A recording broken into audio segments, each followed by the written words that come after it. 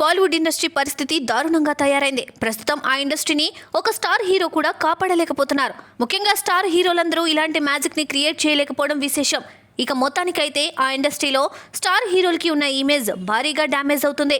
సినిమాలు వచ్చినవి వచ్చినట్లుగా ఫ్లాప్ అవుతుంటే మన తెలుగు హీరోల సినిమాలు మాత్రం సూపర్ సక్సెస్లను సాధిస్తున్నాయి. దీంతో బాలీవుడ్ ప్రేక్షకులకు అక్కడి హీరోల కంటే మన హీరోల మీదనే అభిమానం ఎక్కువగా పెరుగుతుంది. కాబట్టి దీన్ని అక్కడ హీరోలు జీర్ణించుకోలేకపోతున్నారు.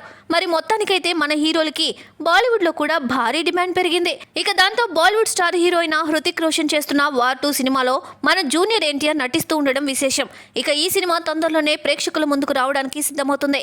మరి ఈ సినిమాతో జూనియర్ ఎన్టీఆర్ గనుక భారీ సక్సెస్ సాధిస్తే ఆయనకు అక్కడే భారీ ఆఫర్స్ వస్తాయని పలువురు సినీ మేధావులు సైతం వాళ్ళ అభిప్రాయాన్ని తెలియజేస్తున్నారు. ఇక ప్రస్తుతం అందుతున్న సమాచారం ప్రకారం జూనియర్ ఎన్టీఆర్ ధూమ్ 4 సినిమాలో విలన్ గా నటించబోతున్నాడనే వార్తలైతే వినిపిస్తున్నాయి. నిజానికైతే ఈ సినిమాలో విలనే హీరో కాబట్టి ఇప్పుడు జూనియర్ ఎన్టీఆర్ విలన్ గా చేస్తున్నట్టుగా తెలుస్తుంది.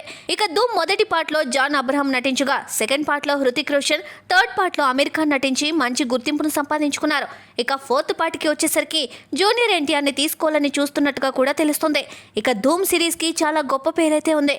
మరి దానికి అనుకూలంగానే జూనియర్ ఎన్టీఆర్ ఈ సినిమాలో నటించి తన నట విశ్వరూపాన్ని చూపించి అక్కడి ప్రేక్షకులనే కాకుండా యావత్ ఇండియాలో ఉన్న ప్రతి ప్రేక్షకుడి చేత శబాష్ అనిపించుకునేలా సినిమా ఉంటుందా లేదా అనేది ఇప్పుడు తెలియాల్సి ఉంది. ఇక ఈ సినిమాలో జూనియర్ ఎన్టీఆర్ చేస్తున్నాడా లేదా అనే విషయం మీద సరైన క్లారిటీ అయితే రాలేదు.